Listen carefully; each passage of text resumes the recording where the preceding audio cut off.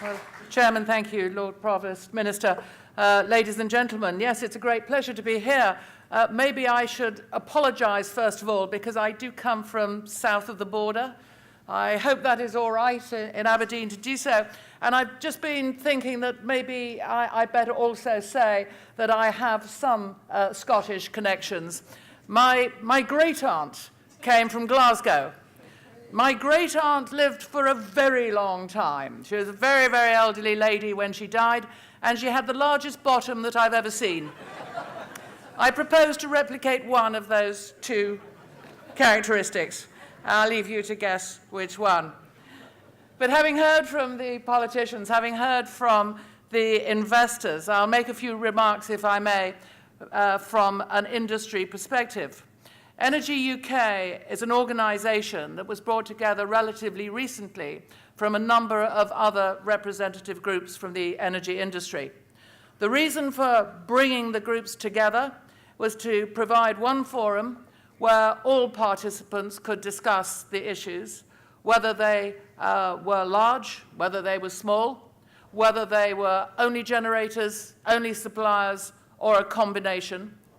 And they will also generate their electricity from all sources. Yes, from renewables, whether wind or solar or hydro, from biomass, from nuclear, apologies, Minister, from coal, no doubt you'll throw some tomatoes at me for saying coal, from gas, indeed right across the piece. And in bringing that forum together, the objective is so that we can work closely with governments, we can do the policy work that connects all aspects of the industry, and also think about today, think about the next few years, and think about the future. And indeed, there may be perspiration in the engine room in bringing policies into being, operationalising them here in Scotland. There's certainly some perspiration in the energy room, in the engine room, when you have all those energy participants around the table, as collectively our members generate more than 90% of UK electricity.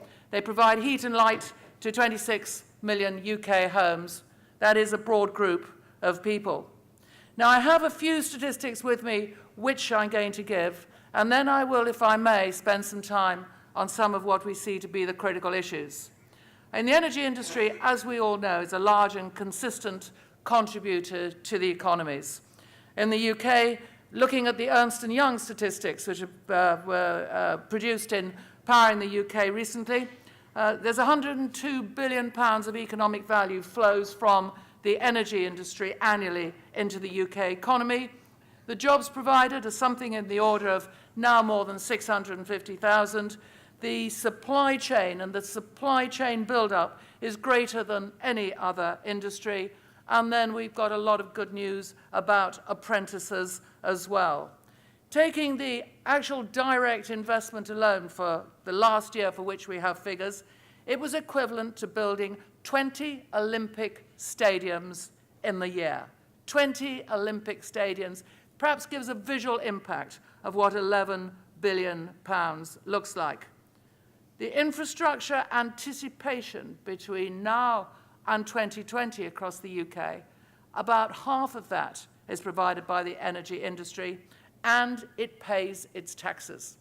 I think that put together, that gives a really good indication of the sort of contribution across the piece. Now, renewables is a fantastic success. Maybe it is particularly a success here in Scotland, but it is nevertheless a fantastic success for the UK. And we have grown up, I think, looking, well, perhaps taking gas and electricity for granted. We haven't thought about energy. It's just there when we need to use it. Now, though, people are thinking about it. They're thinking about it in many different ways. They're thinking about it from the lower carbon perspective. They're thinking about it from the renewables perspective, and they're starting to think about it from the viewpoint of security of supply. But we do have some problems, and we have some problems particularly with the current period, which I will refer to as the transition. Because it is true that if you ask people the three key things they know about the industry, and you are out of the business community, so you ask people the three key things, they're likely to say, my bill is too high. They're likely to say, I don't know what I'm paying for. And they're likely to say that the industry either makes too much profit or shouldn't make profit at all. And if we look into the deep polling, the proper polling, you find there's huge support for renewables and green power, but people don't see that they should pay for it. They want jobs and investments, but they see that as hygiene factors, something that's paid for by the industry, paid for by the investors. And they want energy security, but they don't quite know what that means. On private polling of members of Parliament, and that is members of the Parliament in Westminster, again we saw something which was of concern. Because right at the top, vying for each other with first and second place, was the affordability and energy security, and meeting carbon targets was a very poor third. So perhaps it is not surprising that as far as the UK government is concerned, that political agreement that we have had for many years now looks like it is falling apart. The political parties are starting to take different views. There is confusion on what people should be paying for. We have the price freeze as a proposition post-2015, immensely popular with the electorate, but what is that going to do to the investors? There's starting to be a realization of how the policies for tomorrow are being paid for today, and the major suppliers, well, all suppliers, are now required to be much clearer about what is on an energy bill to a consumer. But for electricity, only 37% of the electricity bill is electricity. We are concerned as an industry exactly how that is going to play out in a time of quite high political tensions on energy policy. An iron will is certainly needed. If we look at the renewables investment, again, that is a fantastic story. Large-scale renewables, small-scale renewables, local projects, all is coming together very well indeed. The necessary investment on the networks is taking place too. Yes, there is more to come. We've heard of the list of projects, and we've also heard of what needs to be there on the transmission side. But nevertheless, investment is taking place. But at the same time as we invest in renewables, we certainly have got to be sure that the backup is there where those renewables are intermittent. The expectation from the Department of Energy and Climate Change is that the new gas that is required is something of the order of 23, 25 gigawatts. At the moment, we have 23 gigawatts of gas with planning in the pipeline. 71% of that is on hold. 25% is suspended. In fact, only one plant is continuing. We need to have policies which cover all technologies. Security of supply does require other technologies to be there. And certainly one of the important ones for us is those gas-fired power stations which we're seeing closing and others not being built. If I turn to some of the policies themselves, the list, of course, is very long. Electricity market reform is a very good framework indeed. It still needs some more things done to it. It needs some nuts and bolts put in place. We need to have more of the detail. We need to have the auctions coming forward for the capacity mechanism to provide that essential backup. The first 8 contracts for difference have been awarded, most of those for offshore wind, all to members of Energy UK. And I certainly recognise the excellent work being done by Scotland and by Scottish ministers to get strike prices into the right place. The next piece of work, though, that is essential is for state aid approvals from Europe. We need state aid approvals for that contract for difference, that financial mechanism so essential for financing these new developments. And we also need the state aid approvals for the capacity mechanism as well. A state aid approval process is a long and tortuous business. Do I think we're going to get it? Yes. But what I do not know, what none of us know at this time, is what are going to be the consequences. As the European view of the UK, particularly of that financial instrument, is that it isn't a preferred one. So we wait the checks and balances and see what may be the consequences of getting that approval. But we certainly do need to get that approval through. We need to get it through quickly.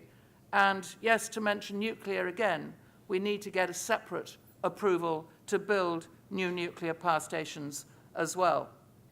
On the list of policies, though, it's not just electricity market reform, the contract for difference, the central counterparty that is necessary, the state aid approvals. We also have changes in electricity trading. The market maker system is coming in.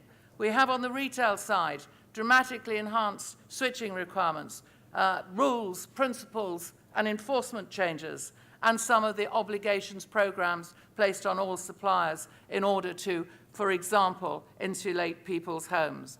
There are the emissions directive as well. And that long list, some affect generation, some affect supply, some affect the trading in between, all, though, actually linked together. It's a bit like a fruit machine. If you pull the handle and alter the weights, instead of getting 3 cherries, you can get 1 cherry, 1 banana, and 1 apple. Sadly, at the moment, policymakers do not necessarily properly look across the piece, and the essential importance of the regulator plugged fully into the legislative process is something that certainly needs to be significantly improved. The market is currently distorted. Pull any one of the levers and something else drops out.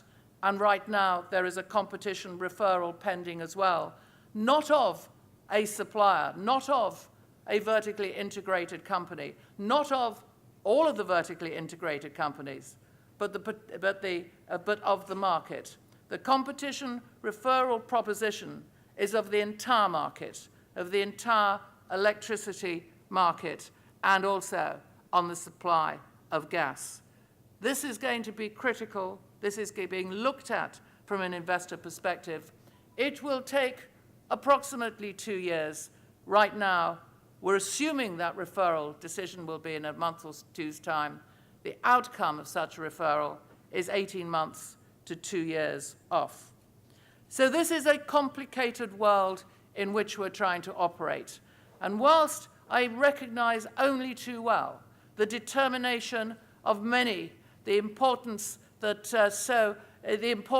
the industry and the way in which the policy has developed, right now, these next few years, we've got great visions. We have to deal with the problem of today. There's a great future, but we have to get to that future. We've got to weather the storms of today. And the industry, whether we like it or not, is more defined by the consumer experience than it is by the great kit that it builds. So what have we got? Well, we are, as we think, in a 3-stage process. At the moment, we're in stage 1. What is stage 1? It's called blame the industry, particularly blame the supplier for the cost of the bill.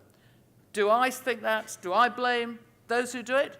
Well, actually, I'm not entirely surprised, because in the run-up to general elections, that tends to happen with politicians. I do know, I was one once. I'm sure I did the same thing, but not with the energy industry. And the industry, from the perspective of the supply side, has not done a particularly good job at all with its customer.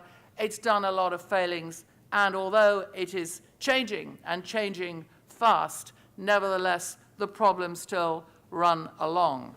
So the first stage that we are in right now of all these issues of how do we pay for electricity, of difficulty of transition, of what it is that consumers and the public are concerned about, the first stage is blame the industry. What should be the second stage? Well, certainly from our perspective, the second stage must be an open and honest debate and discussion. Too often, energy compartmentalizes itself into either retail supply issues or generation issues, and it doesn't link together. There has been something of a hearts and minds that has gone on for years. The focus has been on hearts. Now we must focus on the minds. Let's talk properly about this integrated whole, not just the importance of meeting target A or target B, not just the importance of technology 1 or technology 2, but the importance of the whole piece, from generation to supply, what it is that people are paying for. We also need to get some of the programs right. The industry is struggling with massively complex insulating programs for people's homes. Well, of course, we've got a part to play in insulating homes. Let's have simple programs, not complicated ones. And one of the points which Rob made from the Green Investment Bank was so vital, and that is concentrate on energy saving. I appreciate that energy saving and demand-side reduction is not exactly the sexiest topic. If you go into the pub on a Saturday night and start to talk about demand-side reduction and insulation, you will have few friends to talk to very quickly indeed. But you can make it perhaps a lot more interesting. The projects about the distilleries, for example, but focusing on that whole business of making sure that people are warmer for less, getting into and getting to grips with industry on how better they can use their energy and where they can load shed is vital. We also, I think, as part of the stage 2, actually need to shine more light on what the industry does. That's certainly a series of programs being run by ourselves at Energy UK, which is an information program on the one hand, through to shining a light on markets and market transparency in another, looking across the piece.